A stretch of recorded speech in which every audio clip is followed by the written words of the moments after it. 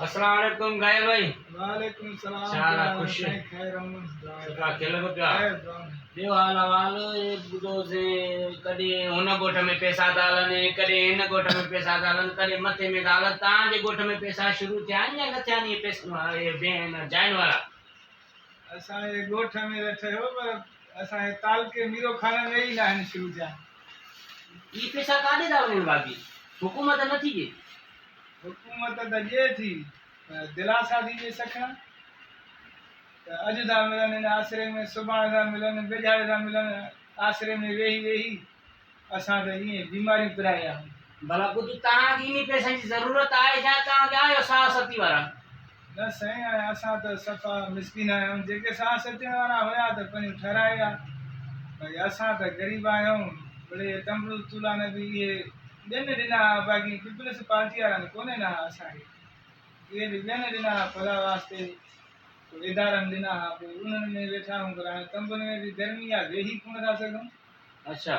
कोई बीमार पिया आहियूं मलेरिया डॉक्टर में वटि धोड़ धोड़ लॻी पई आहे। ॿियो तव्हांजे ॻोठ में को कारोबार को माना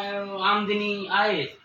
न साईं हाणे असां वटि नौकिरियूं त कोन्हनि को कारोबार बि कोन्हनि को नंढड़ा ॻोठ आहिनि हर को पंहिंजो कुड़मत थो करे फसल वया त सम्झ ॼण साह ई निकिरी माना ये 6 महीने जो आसरो थियो 6 महीने जो फसल 6 महीना कर्ज खणंदा आहियूं 6 महीना वरी माणींदा वरी ॿियो खणंदा आहियूं इन ते कमु गुज़ारो इहो बनीअ ते गुज़ारो आहे तव्हांजो अगरि माना 6 महीने जे अगरि फसल थिए थो त मिड़ई कुझु पेट गुज़ार थिए थो जे माना फसल न थिए त पोइ माना बुख ॾुख जा सूर पिया हलंदा उहो बसि सूर ई सूर जेको हेल को साल असां गुज़ारियो आहे त माना अहिड़ो तकलीफ़ में ज़िंदगी में न गुज़ारियोसीं। ही आहे घायल भाई जंहिं पंहिंजो ॾुख जी दास्तान खोले ॿुधायो त असांखे एॾी तकलीफ़ आहे न का मज़दूरी आहे न का अहिड़ो आसरो उमेद आहे ऐं उमेद इहा ई जाइन जे पैसनि जी आहे त असांखे इहे पैसा मिलनि त असां पंहिंजो माना जॻो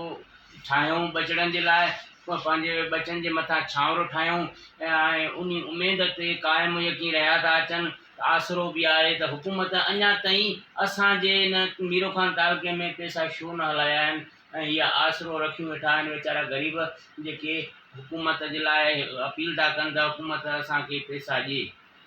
ऐं हीअ वीचारा चवंदा त असांखे माना अहिड़ी का सहूलियत बि न आहे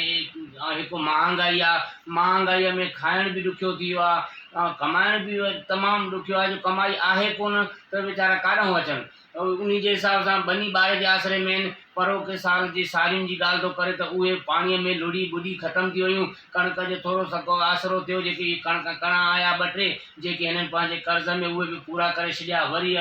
ईंदड़ सारियुनि जे आसिरे ते आहिनि त उहे सारियूं लप ईंदी त असां खाईंदासीं पाणीनि जी बि थोरो खोट आहे पाणी बि अञा न पहुतो आहे एतिरो घणो जेको माना ग़रीब मज़दूर पंहिंजी हेॾी महिनत करे थो उन जे आसिरे में अञा ताईं उहे बि वेठा आहिनि ऐं हीअ पैसनि जे आसिरे में आहिनि। असां हुकूमत खे अपील कंदासीं त असांजे हिन तालुके मीरो खान में यूसी मिस्री खान बंबो खान चांडियो में पैसा हलाईंदा त हे पंहिंजे जुगड़ा ठाहींदा। मां शुक्रगुज़ार कंदुसि पंहिंजे पीपल पार्टी वारनि जो जेके माना असांजी हेॾी हेल्प कनि था उन्हनि जो शुक्रगुज़ार आहियां। वॾी महिरबानी थैंक यू।